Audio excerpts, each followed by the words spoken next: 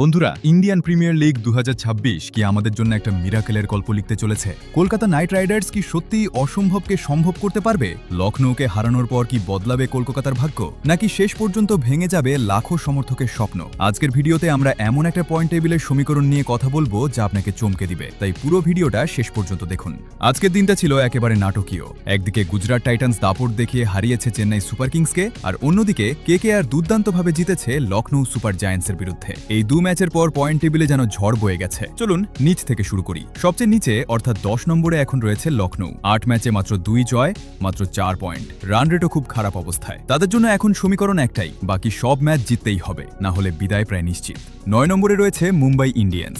নাম বড় হলেও পারফরমেন্স আসছে না। 7 ম্যাচে মাত্র 2 জয়। প্লে অফে উঠতে গেলে তাদেরও প্রায় সব ম্যাচ জিততে হবে। সামনে বড় চ্যালেঞ্জ। এবার আসি 8 নম্বরে, আমাদের কেকেআর। 8 ম্যাচে 2 জয়, 5 হার আর একটি ম্যাচ বাতিল, মোট 5 পয়েন্ট। লখনৌর বিরুদ্ধে জয়টা স্বস্তি দিলেও বাস্তবটা কঠিন। এখন থেকে প্রতিটা ম্যাচই ডু অর ডাই। একটা হার মানেই প্রায় সব শেষ। 7 নম্বরে আছে দিল্লি ক্যাপিটালস। 7 ম্যাচে 3 জয়। তাদের অবস্থাও খুব নিরাপদ নয়। প্লে অফে যেতে গেলে অন্তত 5টা ম্যাচ জিততেই হবে। 6 নম্বরে নেমে গেছে চেন্নাই সুপার কিংস। 8 ম্যাচে 3 জয়।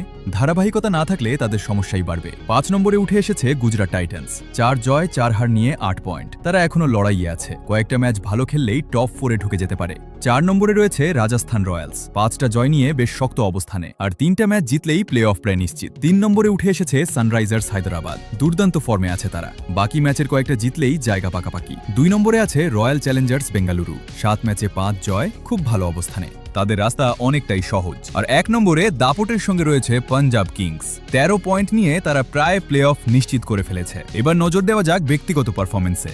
অরেঞ্জ ক্যাপ এখন রয়েছে অভিষেক শর্মার মাথায়। 380 রান করে দুর্দান্ত ফর্মে। আর পার্পল ক্যাপ রয়েছে অংশুল কাম্বোজের দখলে। 14 উইকেট নিয়ে তিনিও দারুণ ছন্দে। তো বন্ধুরা, সব হিসাব মিলিয়ে কেকেআর এর পথ কঠিন ঠিকই, কিন্তু অসম্ভব নয়। ক্রিকেট এমন একটা খেলা যেখানে এক মুহূর্তেই সবকিছু বদলে যেতে পারে। এখন প্রশ্ন একটাই, কেকেআর কি পারবে এই ক্যামব্যাকটা করতে? আপনার মতামত কমেন্টে জানান। ভিডিও ভালো লাগলে লাইক দিন, আর এমন আপডেট পেতে চ্যানেলটি সাবস্ক্রাইব করে রাখুন। দেখা হবে পরের ভিডিওতে।